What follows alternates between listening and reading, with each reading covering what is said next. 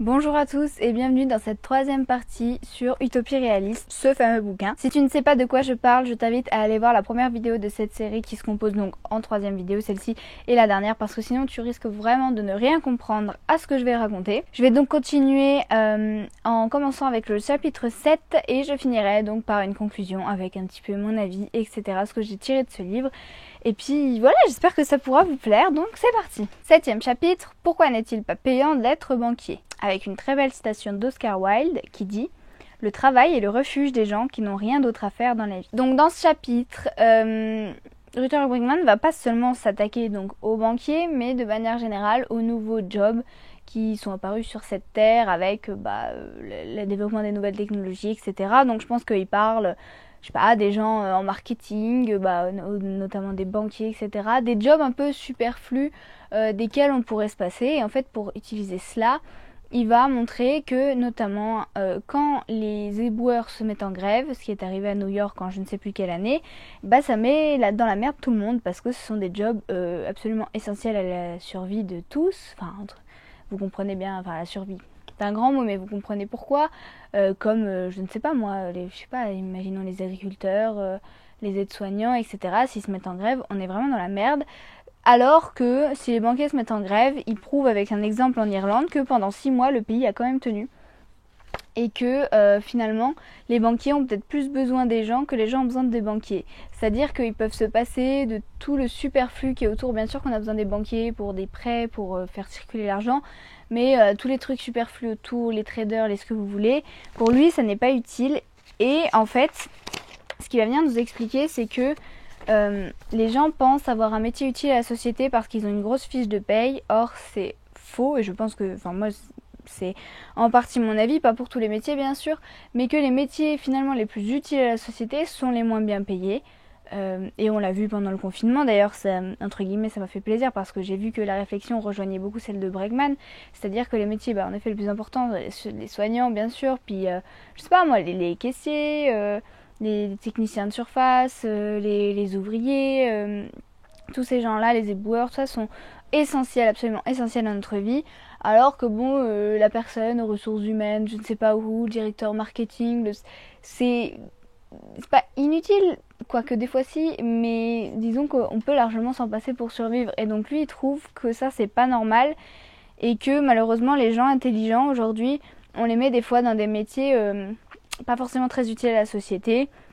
Et il cite notamment un chiffre qui dit qu'avant les gens de Harvard partaient faire de la recherche scientifique ou que sais-je, et que maintenant malheureusement ils finissent la plupart dans des banques, etc. Là où on fait le plus d'argent, mais pas là où c'est le plus utile à la société finalement. Il dit en fait, pour revenir sur un propos que j'ai tenu dans la deuxième partie, qu'en fait le gouvernement n'est pas le seul à redistribuer la richesse, que le secteur financier le fait aussi, mais que lui n'a pas de mandat démocratique. Qu'est-ce que ça veut dire ? Ça veut dire que, comme je vous l'ai dit, les transactions financières font beaucoup de mal, parce que c'est elles qui redistribuent la richesse, et comme il dit, elles ne font pas avec un mandat démocratique. Et il dit, les propriétaires féodaux savaient qu'ils ne créaient pas la richesse qui était le fruit de la labeur de leurs serviteurs. Pourtant, les banquiers se prennent à croire qu'ils sont créateurs de la richesse qu'ils déplacent. Donc il accuse les gouvernements de faire des coupes de budget dans les secteurs les plus importants, comme la santé et l'enseignement, et de mettre énormément d'argent dans des secteurs qui peut-être apportent de l'argent aujourd'hui, mais qui n'améliore pas vraiment le bonheur, disons. Donc lui, il dit, on pourrait débuter par une taxe sur les transactions financières afin de contenir l'industrie financière. Tout le monde aurait une plus grosse part du gâteau, mais le gâteau tout entier serait plus gros.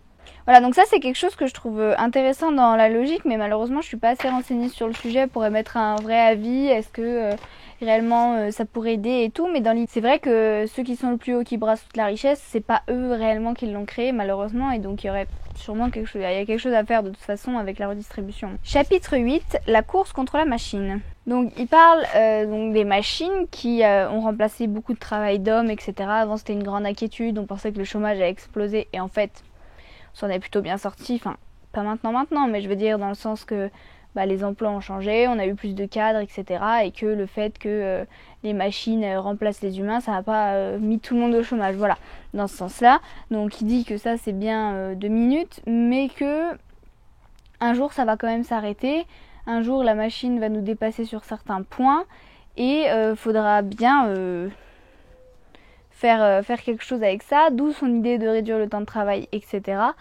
Et surtout, il dit, on voit la machine un peu des fois comme un ennemi, en mode elle va remplacer le travail, mais au contraire, la machine, lui, dit, elle a été créée pour justement éliminer le travail pénible pour l'homme, qui est pénible pour l'homme. Et donc lui, il dit que c'est pas une si mauvaise chose, parce que finalement, si la machine nous enlève les travails pénibles, c'est plutôt bien, et tout le monde travaille moins, et comme ça, tout le monde a des emplois intéressants.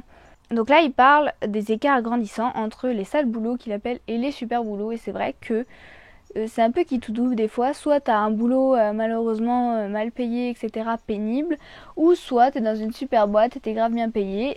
Bien sûr, il y a des choses entre deux, mais c'est vrai que des fois, on a l'impression qu'il y a un peu...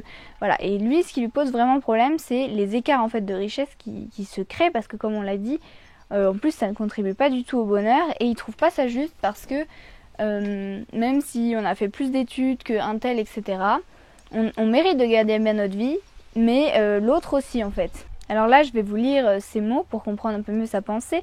Il dit: il est difficile d'imaginer une société où le travail payé ne serait pas le centre de notre existence. Cette impossibilité indique un défaut d'imagination. Nous déterminons le cours de l'histoire avec nos décisions. Nous devons rejeter le dogme selon lequel il faut travailler pour vivre. Si nous voulons conserver les bienfaits de la technologie, il faut redistribuer massivement de l'argent et du temps.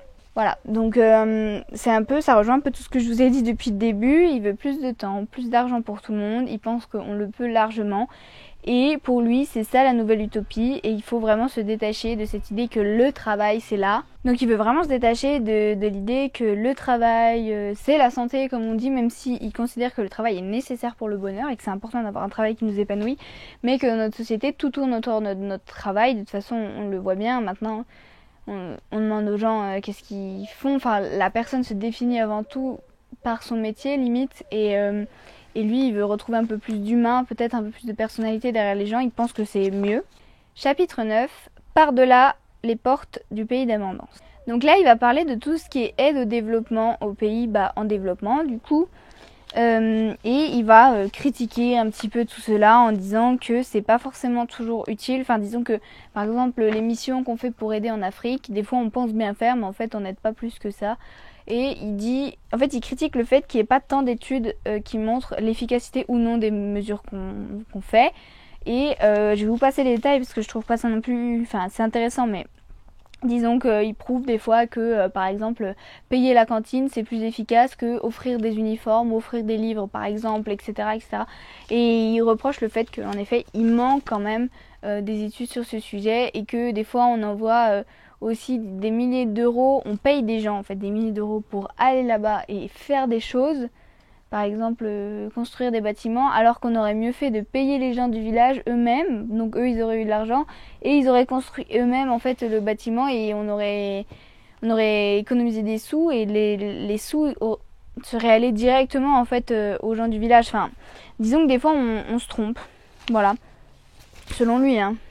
Maintenant, il va parler de son dernier sujet, disons, qui est l'ouverture des frontières. Donc là, c'est le sujet où je suis le plus dubitative. Et d'ailleurs, tous ceux avec qui on a travaillé durant l'année pour Sciences Po, c'est l'idée qui paraît la plus folle, en fait. Imaginez zéro frontière, surtout dans un monde aujourd'hui où tout se ferme. Mais je vais quand même, du coup, vous expliquer sa pensée. Il dit que... En fait, les frontières sont les plus discriminantes, et là-dessus je suis d'accord. C'est que, en fait, avant on était discriminé à la naissance de par la famille où on naissait. Si on naissait dans une famille riche, dans une famille pauvre, voilà. Maintenant, il dit qu'on est discriminé de par nos frontières, parce que si t'es né en France ou si t'es né dans je ne sais quel pays d'Afrique, pour lui, dès le début, en fait, t'es discriminé de la richesse, même si tu es dans une famille pauvre en France, parce que dans tous les cas, tu seras quand même mieux loti en France qu'en Afrique, ou je ne sais pas. C'est pas du tout pour être critique envers l'Afrique ou quoi, hein, je me trompe peut-être, mais c'est pour prendre un exemple en général. Et du coup, ça, je suis quand même d'accord, c'est que malheureusement, on ne choisit pas la famille dans laquelle on est, ça joue aussi, mais ni le pays dans lequel on est. Et des fois, on peut naître dans un pays qui a du mal, et du coup, on n'aura pas les mêmes chances que quelqu'un d'autre dans un autre pays. Et il dit qu'on est très paradoxal parce qu'on ouvre nos frontières pour tout, pour les capitaux, pour les produits, etc., mais pas pour les gens. Et elles se ferment de plus en plus. Il dit « Au 19e siècle, l'inégalité était affaire de classe, aujourd'hui c'est une affaire de lieu ». Il dit, je vais vous lire donc là un peu pour que vous compreniez, « Ouvrir nos frontières, c'est l'arme la plus puissante dans la lutte mondiale contre la pauvreté. » Et là, il va défaire des idées reçues.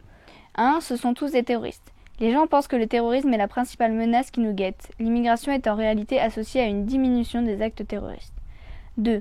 Ce sont tous des criminels. Ceux qui commencent une nouvelle vie commettent moins d'infractions que ceux qui sont nés sur place.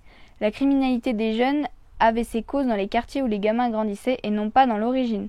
La criminalité et l'ethnicité ne sont pas liées. Ça, je trouve ça très important, surtout pour les gros discours racistes qui vont balancer plein de trucs, je sais pas, sur les arabes, sur les machins, nanana.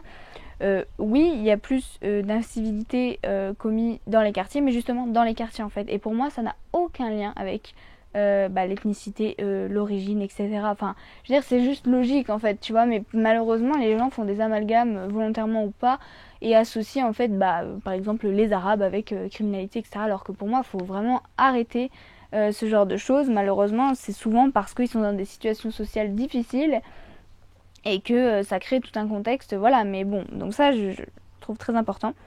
3. Il sape la cohésion sociale. Il dit qu'en fait, c'est pas vrai que les immigrés tuent la cohésion sociale, etc.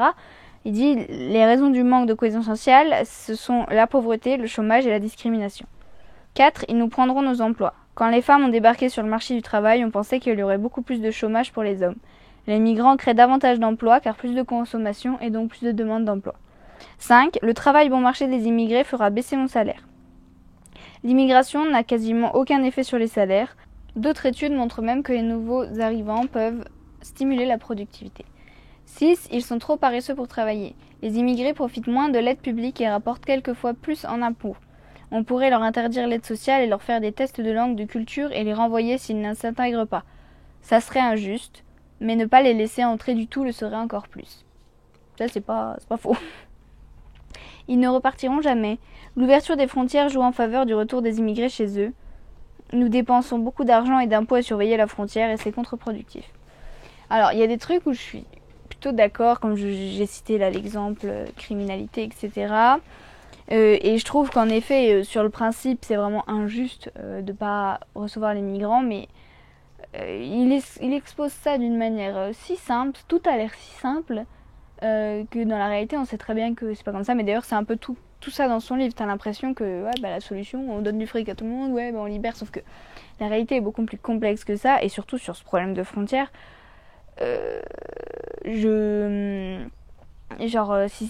si c'était possible d'accueillir toute la misère du monde, moi je suis d'accord, tu vois, mais c'est juste que je pense que les choses sont beaucoup plus compliquées que ça, malheureusement. Après, c'est vrai, de ce qu'il dit quand même, il dit que la migration c'est toujours avéré être un puissant moteur du progrès. Si tu regardes dans l'histoire, c'est vrai qu'à chaque fois qu'il y a eu des migrations, il y a de la richesse qui a été engendrée, mais après les réalités sont toujours compliquées, on peut pas faire un truc comme ça d'un coup. Chapitre 10, comment les idées changent le monde. C'est certainement mon chapitre préféré parce qu'il résume en fait ce que j'ai beaucoup aimé dans ce livre, je pense. Et donc il va nous parler de ce dont il parlait un peu en intro, donc cette volonté d'aller chercher des rêves et d'essayer de les réaliser tout simplement. Donc il va nous parler de la fenêtre d'Overton. Qu'est-ce que la fenêtre d'Overton ? Donc le principe de la fenêtre d'Overton, c'est pour réaliser ses rêves, il faut soit la déplacer là, etc. Et on remarque que, notamment en ce moment en Occident, et peut-être pas qu'en Occident, mais la fenêtre d'Overton se déplace dangereusement vers l'extrême droite. Voilà, plus les idées d'extrême droite deviennent de plus en plus normales en fait. Et donc, lui, il demande à ouvrir cette fenêtre d'Overton pour aller chercher des idées irréalistes et déraisonnables. Et en fait, ce qui se passe au début, c'est que quelqu'un va proposer une idée qui est là, tout le monde va faire comme ça là, puis petit à petit peut-être que en cherchant des idées un peu plus là, ça va faire là petit à petit, et c'est comme ça qu'en fait on déplace cette fenêtre d'Overton, qui bien sûr est imaginaire, n'allez pas imaginer une fenêtre. Il dit que finalement la première difficulté, c'est la difficulté d'être pris au sérieux. Et ce que je pense c'est vrai, il dit lui-même en fait qu'avec son livre, beaucoup de gens au début sont un peu dubitatifs et tout, et puis petit à petit on se dit ah ouais d'accord, sympa et tout. Il conclut en disant « Rappelez-vous, ceux qui appelaient à l'abolition de l'esclavage, du droit de vote des femmes et au mariage pour tous étaient aussi traités de fous, jusqu'à que l'histoire leur donne raison. » Alors, c'est la fin donc de ce roman.